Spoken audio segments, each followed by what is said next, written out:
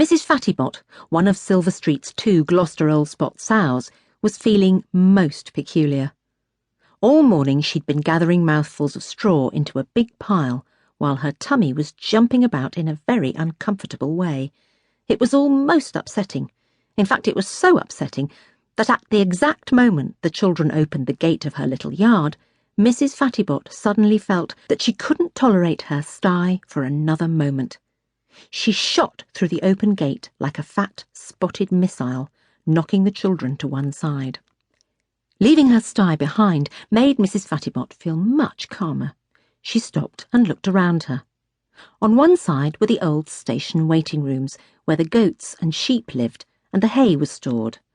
On the other was the building that had once been the ticket office and was now the Silver Street farm office. In between was the yard, which was paved with bricks and dotted with bantam hens. The little turquoise caravan that was Flora's home stood at the far end.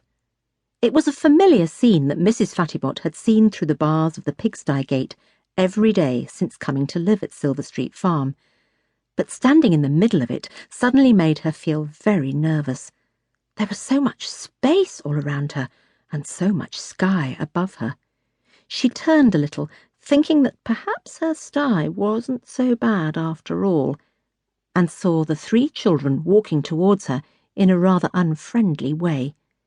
If Mrs. Fattybot had been human, she would have burst into tears, but as she was a pig, she ran. Her ears flapped like pink napkins and her tummy wobbled like a giant strawberry blancmange. She sped to the caravan and scrambled in through the open door. It was cool and shady inside, and once she had pushed through the cramped kitchen and into the living room, there was plenty of floor space. Mrs. Fattybot turned around a few times, snuffling approvingly at the rug under her feet. Suddenly she felt quite at home. There were plenty of things to make a bed with, all much nicer than prickly straw. Mrs. Fattybot took several big mouthfuls of clothes and cushions, pushed them into a comfy mound on the floor, and lay down with a contented sigh. The children watched with a mixture of horror and fascination through the gaps in the caravan's curtains, as Mrs. Fattybot set about wrecking Flora's caravan. "We have to get her out of there," said Mira. "We can't," said Carl. "She could farrow at any moment." "She could what?" said Mira. "Farrow, that means have her babies," Carl explained. "When sows start acting like this, wanting to be on their own and making a nest, it means they're about to give birth to their piglets." "But we can't let her have her babies in Flora's lounge." Mira almost squealed. "Actually," Carl said thoughtfully, "Flora loves her pigs so much she might not mind." "But look what Mrs. Fattybot's done to the cushions and the rug," Mira said. "Moving her out won't get the stain out of the rug or put feathers back in those cushions," Carl said. "Guys," said Gemma, "I think it's too late anyway. Look." 3 noses pressed against the caravan's windows as the first of Mrs. Fattybot's piglets plopped into the world on top of one of Flora's tapestry cushions.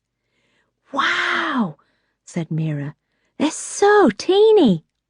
"Just look at their little feet," said Gemma. "They're so cute." "Oh," Mira gasped, "here comes another one." "How many will there be, Carl?" asked Gemma. "Could be as many as 16, he replied. "Oh," the girls sighed together. Carl was not about to go as gooey as Mira and Gemma, but he had to admit that the piglets were really very sweet. Almost as soon as they popped out, they tottered on wobbly little legs to their mum's belly to find a teat. In what seemed like just a few minutes, there were 3 little ginger spotty piglets lined up by Mrs. Fattybot's tummy. "Well," said Carl at last, "there's not much we can do about Flora's caravan now." Mira tore her eyes away from the growing row of little piglets. She realised that Carl was right. They had to get on with all the other jobs that needed doing. "OK," she said. "Watching piglets being born isn't helping me get ready for the cheese show tomorrow, so I'd better head for the dairy."